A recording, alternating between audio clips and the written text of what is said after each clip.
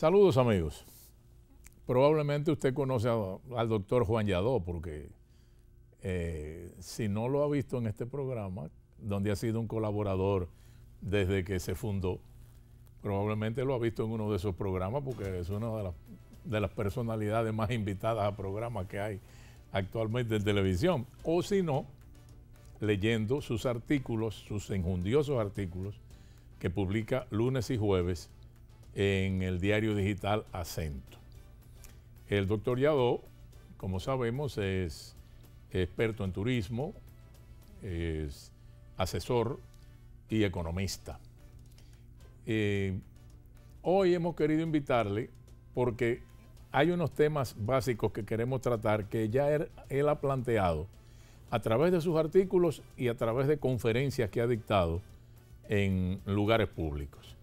Específicamente o esencialmente o básicamente me refiero a la propuesta de que la zona colonial o centro histórico, como él prefiere llamarle, se ha convertido en un municipio especial, independiente.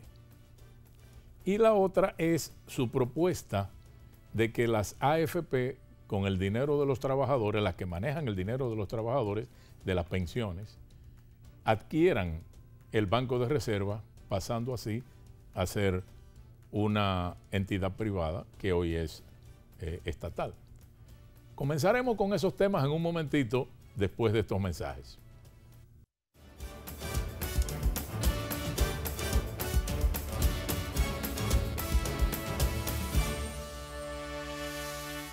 ...50 años del Banco BH de León. 50 años de nuestro nacimiento como el primer banco hipotecario del país, que con visión de futuro convertimos en el primer banco múltiple para los dominicanos. 50 años de tarea constante para apoyar las oportunidades de progreso y los sueños de nuestros clientes. 50 años de valores que se reafirman una y otra vez. 50 años fieles al compromiso que anima nuestros esfuerzos. Impulsar el progreso humano, haciendo una banca responsable, innovadora y cercana. Banco BH de León. Tres de las zonas cafetaleras más fértiles del país dan origen a tres cosechas especiales que hoy brindamos con todos los dominicanos. Desde Barahona nos llega el café Perla Roja, con aroma a caramelo y notas de roja fruta tropical. Rancho Arriba nos brinda el café Suardí, con aroma a chocolate, nueces, especias y tonos florales. Y desde nuestra cordillera central, el café Gran Sierra, con perfumado aroma y notas afrutadas. Con el nuevo café Santo Domingo Gran Origen y sus variedades Perla Roja, Suardí y Gran Sierra, estamos orgullosos de continuar llevando a los hogares dominicanos lo mejor de lo nuestro.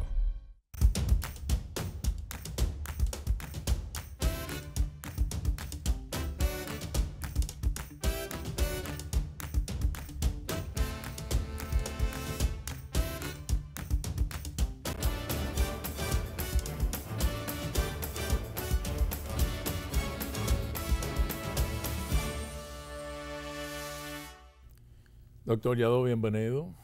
Placer tenerle por aquí. Gracias, igualmente. Yo quiero que comencemos con la propuesta del municipio independiente. O sea, ¿qué beneficio usted ve en eso de que la zona colonial o el centro histórico se constituyan en municipio independiente o especial? Bueno, para comenzar yo debo decirte que esa no es una idea mía. Yo la oí hace más de 10 años de la boca del arquitecto Doy Gautier. Posteriormente supe que también el arquitecto Eugenio Pérez Montaz había hecho esa propuesta anteriormente. Ah, no sabía. Pero te estoy hablando de algo que viví hace más de 10 años. Yo, a través de mi seguimiento de los asuntos del centro histórico, llegué a la conclusión de que el mayor obstáculo al desarrollo del centro histórico y a su preservación eran los conflictos jurisdiccionales entre las entidades que convergen en sus menesteres sobre el centro histórico. ¿Cómo cuántas son? Bueno, son tres principales. El Ayuntamiento del Distrito Nacional, porque obviamente el centro histórico está dentro del distrito. El Ministerio de Cultura, porque es el encargado de preservar los monumentos y los sitios históricos del centro histórico. Y además el Ministerio de Turismo, que durante los últimos años ha tenido a su cargo las intervenciones de remozamiento y revitalización del centro histórico. Pero también intervienen ICOMOS, sí, hay una serie el clúster turístico. Hay una serie de organizaciones pero que no necesariamente son autoridades. Es decir, por ejemplo, está la Unión de Juntas de Vecinos. Hay 13 juntas de vecinos en el centro histórico. Está la Asociación de Propietarios y Residentes de la Ciudad Colonial. Está ICOMOS, que es el capítulo dominicano del Consejo Internacional de Monumentos y Sitios. Está ASOCONDE, la Asociación de Comerciantes de la Calle El Conde. Está una asociación de restauranteros de la ciudad de Obando, pero ellas no tienen, estas últimas que yo he mencionado, no tienen autoridad para intervenir o corregir entuertos. Ok. Volvamos a... Pero hay otra entidad que tampoco tiene autoridad directa, pero que sí tiene mucha influencia, que se llama la Iglesia Católica. Ah, sí. Sí, porque hay 17 templos en el centro histórico, y cuando el cardenal López Rodríguez estaba en sus mejores momentos, el centro histórico no se hacía nada que no contara con su bendición.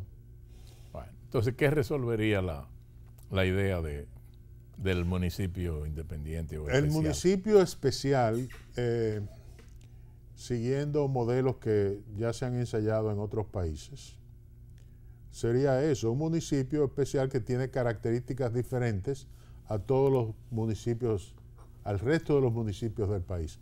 El país tiene 158 municipios y todos están regidos por la ley 176-07, que es la que define su fisonomía y la fisonomía del Distrito Nacional, porque el Distrito Nacional actúa como un municipio. Entonces, la autoridad de un municipio, yo pienso que podría ser la solución a esos conflictos entre las diferentes entidades que a veces han dilatado por años. Por ejemplo, yo recuerdo que en los años 90 hubo una confrontación entre el cardenal López Rodríguez y el síndico del distrito, que en ese entonces era Johnny Ventura, porque se había propuesto para manejar un préstamo de 50 millones del Banco Interamericano un consorcio de entidades presidido por el cardenal. El síndico del distrito alegó que debía ser presidido por él y en consecuencia eso causó una dilación de 10 años. Entonces el municipio especial sería la entidad que tendría la autoridad para actuar sobre una serie de problemáticas del centro histórico. Por ejemplo, los ruidos. Los ruidos están llevando al borde de la locura a muchos vecinos que viven ahí. La población del centro histórico ha disminuido dramáticamente desde que hubo la guerra civil en el 65.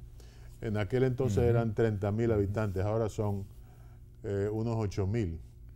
Pero aún así, muchas familias viven ahí y hay un desconocimiento o una insubordinación contra las reglas de la convivencia, con los ruidos, por ejemplo. El estacionamiento es un es un problema muy serio. La recogida de basura, todos aquellos problemas de naturaleza municipal, hasta de la policía. Entonces, ¿habría un alcalde específico para ese municipio? Bueno, habrían, lo que lo haría especial el municipio es primero el tener un consejo de administración. Yo le llamo consejo de administración para diferenciarlo del consejo de regidores que tienen todos los municipios, pero básicamente es lo mismo. Yo propongo un consejo de administración de 7 miembros, 5 de los cuales serían ex oficio. Uno de ellos sería un representante del Ministerio de la Presidencia, un representante de la Academia Dominicana de la Historia, un representante de ICOMOS, un representante de la Unión de Junta de Vecinos, un representante de de la propia iglesia, y eso yo sé que podría resultar bastante controversial, y 2 concejales que serían electos en las elecciones municipales regulares del país. Pero si esa propuesta fue hecha hace tantos años, como yo no sabía, de más de 10 años, por personalidades de ese nivel que usted describe, ¿por qué no progresó? No, pero esa propuesta, que yo sepa, nunca fue hecha. Esa propuesta fue discutida internamente entre esas 2 personajes que eran sumamente influyentes en aquel entonces. Eugenio Pérez Montaz y Doy Gutiérrez, Manuel Salvador Gutiérrez. El escritor, sí. Sí, que ya falleció, Premio Nacional de Literatura. Ellos entre sí jugaron con esa idea, pero nunca hicieron ninguna propuesta, porque cuando ellos estaban en su apogeo, había otro señor que se llamaba el Cardenal López Rodríguez, con quien nadie quería intercambiar. Quedándonos ahí en el centro histórico, en la zona colonial, parece que ya va a comenzar a fluir el dinero del resto del préstamo del BID de los 91 millones de dólares, después de tantos años a la espera. Dentro de esa propuesta hay muchas cosas, pero se habla de que la calle Mercedes y la calle Padre Villini van a ser convertidas en peatonales. ¿Qué le parece eso? Bueno, a mi juicio eso sería no muy deseable. Yo no voy a decir un error, pero no muy deseable. Mira, ese préstamo que se supone que debe estar en ejecución, con un financiamiento del Banco Interamericano de Desarrollo de 90 millones de dólares. El primero fue de 30, ahora se supone que es de 90 millones de dólares. Fue aprobado por el directorio del Banco Interamericano en Washington en el 2016. Es decir, que se venía gestando antes. Para que el directorio del banco lo conociera, tuvieron que hacer muchos estudios y muchos documentos. Pero fue aprobado en el 2016. Estamos en el 2022, 6 años más tarde, y todavía no se vislumbran ninguna intervenciones que permitan decir que ya el préstamo está en ejecución. No, hubo un llamado a una licitación, creo. Solamente llamados a licitación. Sí, que yo sepa, han habido 2 importantes. Una para el rediseño de la calle El Conde y del Parque Colón, y otra para las calles coloniales del centro histórico. No. Pero ese es un proceso que tomará tiempo. Demasiado largo, pienso. Sí, bueno, pero son obras que tienen que ser ganadas por concurso. Pero fue en el 2019, 3 años después del directorio del BID haberlo aprobado, que se firmó un contrato entre el Ministerio de Hacienda, el Ministerio de Turismo, el Ministerio de Cultura y el alcalde del distrito para iniciar las obras. Es decir, ya hace 3 años que ese contrato se firmó. En ese contrato se estableció que la gerencia del proyecto recaía sobre los hombros del Ministerio de Turismo. pero hay una lentitud inexplicable. Bueno, saliéndonos un poco del tema de la zona colonial, del centro histórico, vamos a pasar a la propuesta que usted hizo en un artículo reciente para que las AFP con el fondo de pensiones utilicen parte de ese dinero para invertirlo en la compra del banco de reservas. Que dicho sea de paso, como que ya no es eso era banco de reservas, ya las reservas están en manos del Banco Central, no del Banco de Reservas, ¿no? No es así la cosa. Bueno, pero bueno, son dos funciones diferentes. Es decir, sí, claro, uno es un banco comercial. Sí, sí. Le llamaron Banco de Reservas,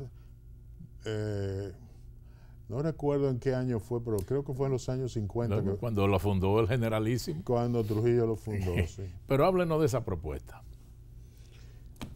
Esa es una propuesta muy iconoclasta e irreverente, pero yo creo que está inspirada en la necesidad de que los diferentes actores que inciden sobre el sistema de pensiones se pongan de acuerdo en vista de que estamos en el umbral de una discusión muy importante sobre el rediseño del sistema de seguridad social. No es solamente el sistema de pensiones, es parte del sistema de seguridad social. Pero se supone que hay una comisión mixta del Congreso que está comenzando a discutir la posible modificación de la ley del sistema de seguridad social, que es la 8701. Y en consecuencia es oportuno que se vayan conociendo propuestas para el rediseño del sistema de pensiones. Y el destino de los fondos, para buscar mayor rentabilidad. Claro. Sí, porque hay una serie de inconformidades, a mi juicio, bastante bien justificadas con el sistema de pensiones como está diseñado ahora, que le llaman el de capitalización individual, en que cada trabajador tiene una cuenta donde se le deposita lo que él cotiza más lo que cotiza el empleado. Estamos frente a un monto de fondos de pensiones que asciende a más de 900.000 millones de pesos. De los cuales el 80% lo tiene el Estado en préstamo. Sí, bueno. La función de las AFP significa administradoras de fondos de pensiones. Hay 7 administradoras de fondos de pensiones, de las cuales 5 manejan el 98% de los fondos y pertenecen a bancos comerciales, a bancos múltiples. Entonces, esas AFP están encargadas de hacer que esos fondos sean rentables. Es decir, que se inviertan en actividades y proyectos rentables, a fin de que los trabajadores a quienes esos fondos les pertenecen puedan sacar provecho de sus ahorros. La rentabilidad que ellos obtienen está sumamente cuestionada, porque a quienes le prestan el 80% de los fondos es al Estado. El Estado le paga un 10 o un 11% de interés anual. Y a las AFP les es muy cómodo prestarle al Estado, porque el Estado le da garantía soberana. Es decir, ellos no van a perder nunca su dinero, porque el Estado tiene que responder por esas deudas que tienen. El problema de eso es que primero la rentabilidad es muy poca, comparada con lo que podría ser si se invierte, si nosotros tuviéramos aquí, por ejemplo, empresas públicas. Ya la tenemos, afortunadamente en el año pasado se pasó la ley que permite la existencia de empresas públicas, es decir, empresas que puedan vender acciones en la bolsa de valores. La primera que ha salido con con una oferta de ese tipo de acciones, César Iglesias. Bueno, es muy posible que si, por ejemplo, los fondos son invertidos en empresas que tienen unas altas tasas de rentabilidad mayor a la que el Estado ofrece, los trabajadores se puedan beneficiar más. Correcto, correcto. Hay una cosa, doctor Yadó, y a eso vamos a pasar después de estos mensajes, porque es sobre el asunto de el fideicomiso de Punta Catalina. Queremos saber su opinión sobre esto, aunque el CRES ha pedido la opinión de expertos en la materia y parece que solamente su amigo Bernardo Castellano es el único que ha respondido a esa solicitud del CRES con 27 puntos que expuso. Pero vamos a hacerlo cuando pase este par de mensajes.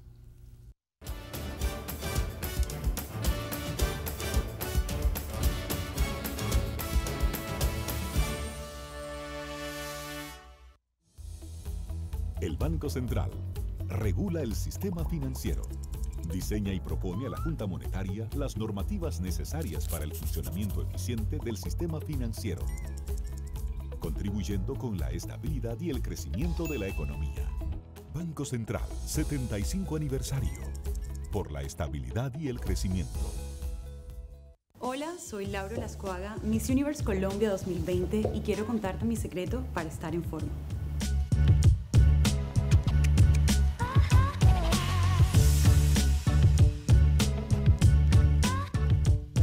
Forma tu cuerpo es mi secreto para estar en forma.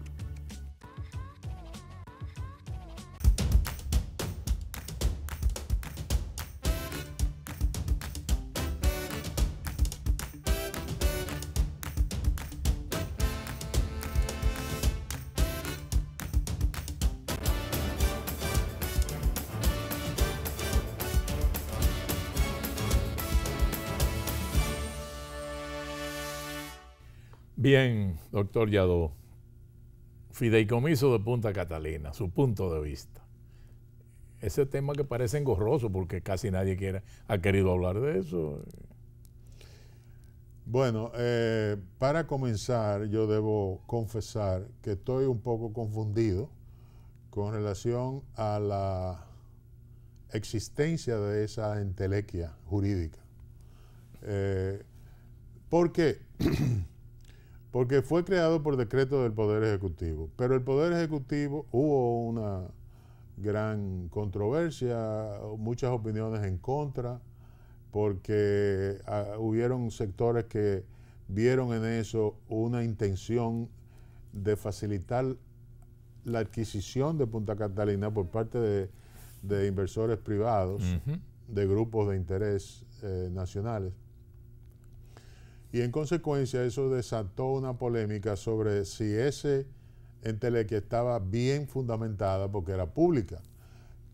La conclusión fue que el gobierno mandó al Congreso un proyecto de ley para estatuir los fideicomisos públicos.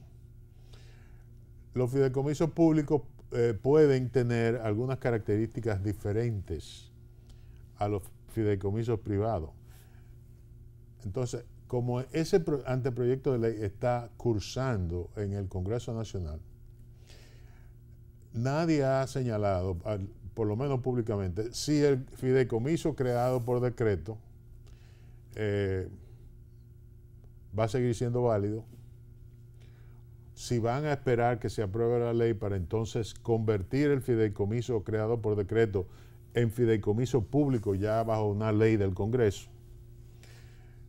Pero los fideicomisos son entidades jurídicas que se usan mucho en otros países y yo no veo por qué no puedan usarse aquí, tanto en el sector público como en el privado.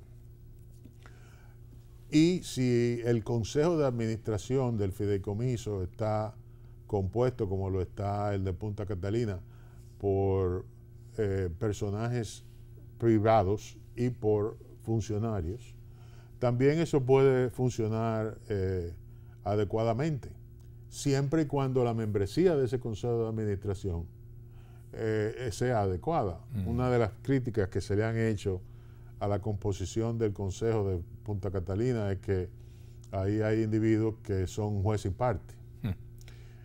Inclusive el presidente del fideicomiso, que es el empresario Celso Marrancini,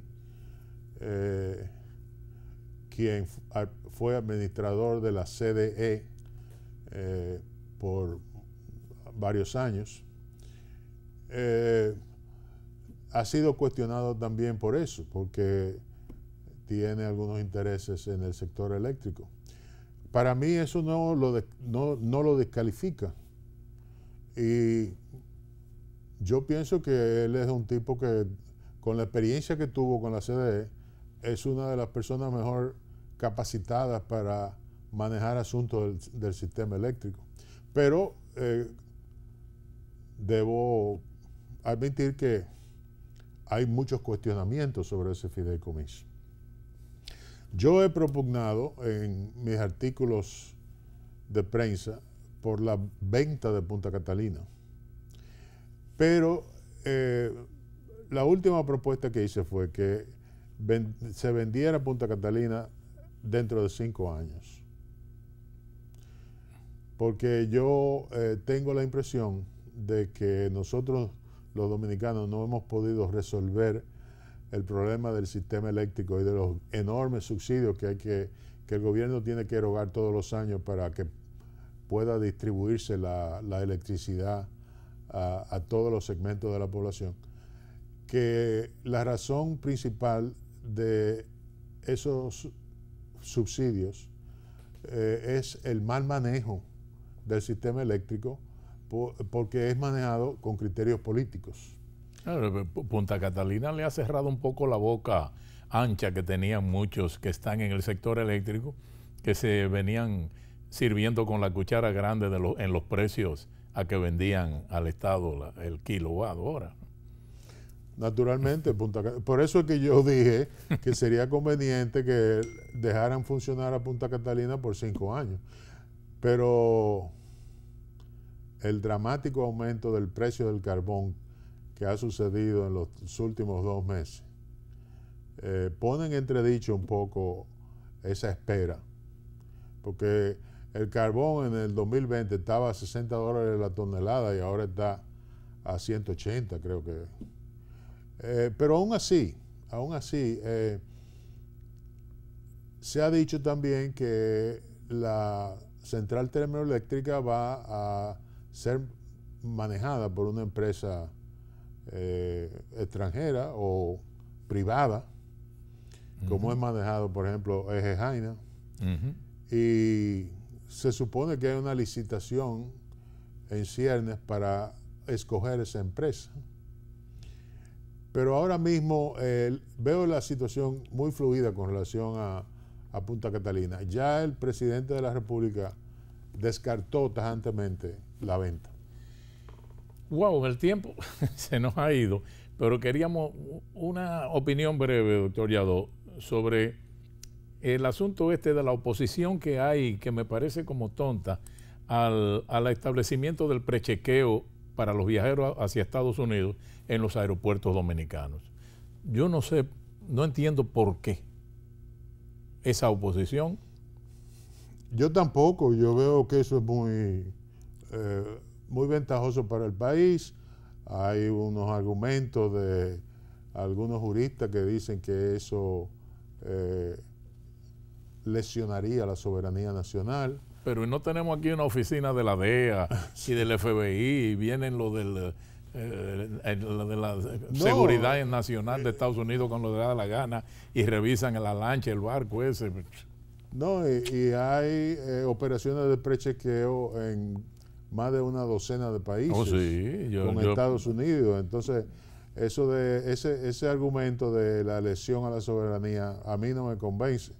Yo lo que sí creo es que no debe restringirse el prechequeo a un solo aeropuerto, como se ha estado proponiendo hasta ahora, que debe abrirse la posibilidad a que otros aeropuertos también lo tengan. Sí, no. Debería que comiencen por Punta Cana, pero que sigan con Santo Domingo y Santiago. Señores, lo malo de los programas cortos como este es tener invitados de la categoría del doctor Juan Yadó, porque miren, se nos quedan como 10 temas por tratar con él. Habrá que invitarlo a otro programa o habrá que llevar las cámaras a Callejón de Regina para entrevistarlo allá donde se reúnen los Cáiceres de Regina. Muchas gracias, doctor Yadó, por estar con nosotros. Ya veremos cómo llevamos estas preguntas a otro programa. Y muchas gracias a ustedes por estar con nosotros. Hasta la próxima.